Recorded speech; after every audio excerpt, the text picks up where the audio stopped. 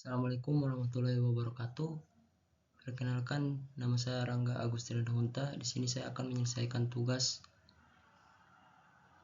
daerah dengan mata kuliah daerah aliran sungai, yaitu dengan mempresentasikan rehabilitasi hutan dan lahan kritis atau RHLK, upaya pemulihan ekosistem untuk keberlanjutan lingkungan. Saya mahasiswa dari Universitas Nahdlatul Ulama Gorontalo, Fakultas Sains dan Teknologi, Program Studi Teknik Lingkungan.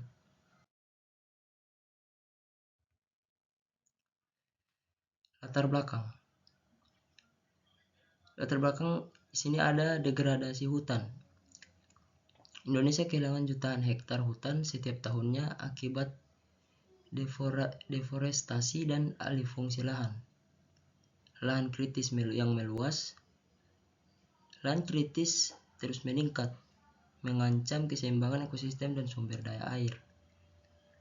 Dan ada dampak sosial ekonomi, yaitu terjadi pada masyarakat sekitar hutan kehilangan mata pencarian sebagai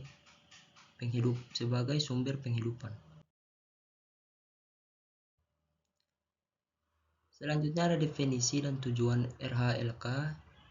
Definisinya yaitu adalah serangkaian kegiatan yang bertujuan untuk memulihkan, mempertahankan, dan meningkatkan fungsi hutan dan lahan kritis agar dapat memberikan manfaat ekologi, sosial, dan ekonomi bagi masyarakat secara berkelanjutan. Tujuan utama yaitu untuk yang pertama memulihkan fungsi ekologis hutan dan lahan, mencegah erosi banjir dan tanah longsor, meningkatkan kesejahteraan masyarakat sekitar hutan, memperdayakan partisipasi lokal, mencapai target penghijauan nasional. Jenis kegiatan RHLK yaitu yang pertama ada penanaman pohon, konservasi tanah dan air, pemeliharaan, dan monitoring.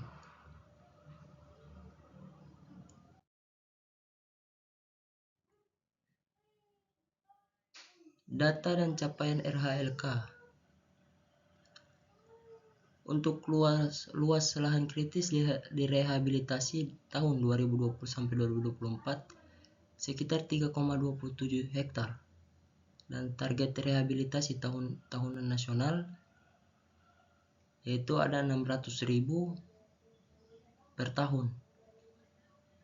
Cakupan wilayah program RHLK itu ada 34 provinsi.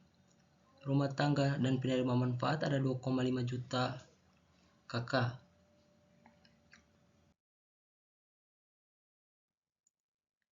Selanjutnya ada strategi dan pendekatan. Yang pertama, pendekatan partisipatif.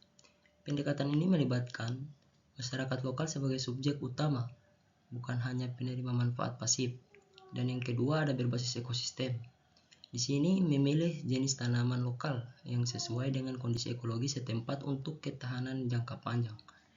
Dan yang ketiga ada kemitraan multi pihak, yaitu kolaborasi antara pemerintah, swasta, LSM, dan masyarakat dalam pendanaan dan pelaksanaan.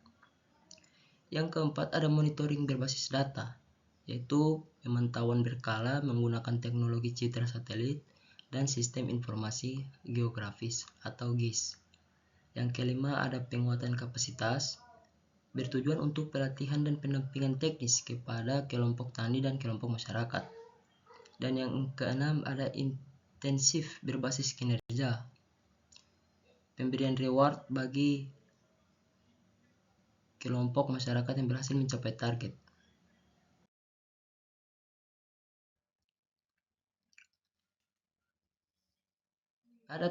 Slide selanjutnya ada tantangan dan hambatan.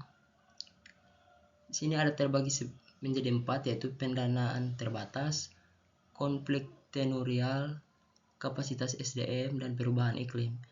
Di sini teman-teman bisa lihat dari slide saja apa-apa saja yang menjadi tantangan dan hambatan.